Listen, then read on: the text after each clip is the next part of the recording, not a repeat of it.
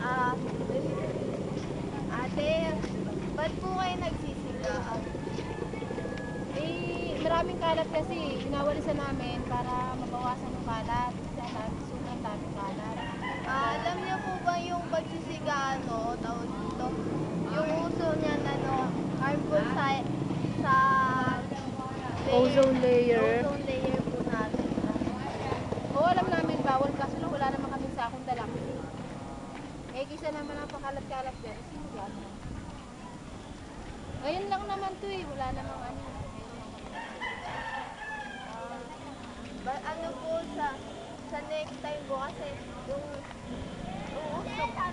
usok po niyan, nagkakos po yan na yung pagbulas ng ozone layer natin kaya sobrang init po. Mainit talaga sa Pias pero sobrang init po po ngayon. Saka yung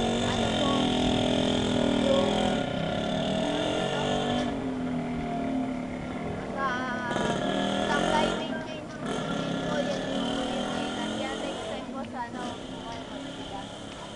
Sige. sige, thank you po ate.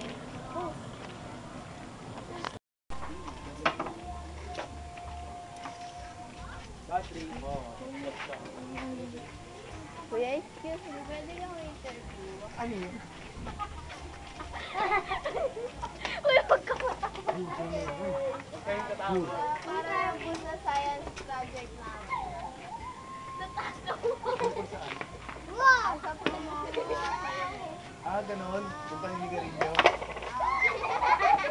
Tapos,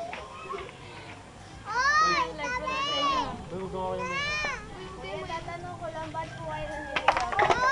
kasi ganito yan. Matagal na ako naninigarilyo. Mga 10 taon nga. Nung kabataan ko nga, nakakalimang kakakoy ng araw eh. Tapos, ngayon, sa isa-isa na lang. Malki lang, Malboro-Hills nga, dati 40. Yon! Kaya, hindi pa sabigay. Kuya, hindi mo ba kaya aware na nagsisigarilyo? Vice nga, papasunti nga, pre. Hindi, okay lang. Malayo naman sila sa insects eh. Extra! Alam niyo po ba yung uso na sigarilyo, harmful po yan sa mga bata katulad niya po. Oo, alam ko yan. Kaso, hindi ko matigilan eh. Gusto ko. Parang droga. Inuulit-ulit ko. Hindi mo si Brian? Sirain ko. Yung sigarilyo, harmful din po yan sa ozone layer na Earth. Alam niyo po ba yun? Oo, alam ko yan. Kasi yung radiation, napupunta yan sa Earth.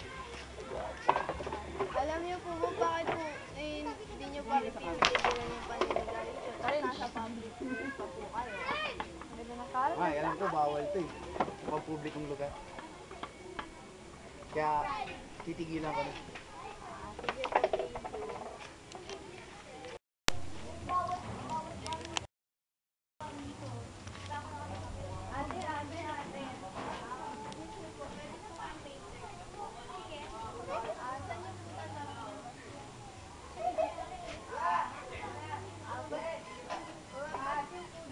Tapon lang ang basura.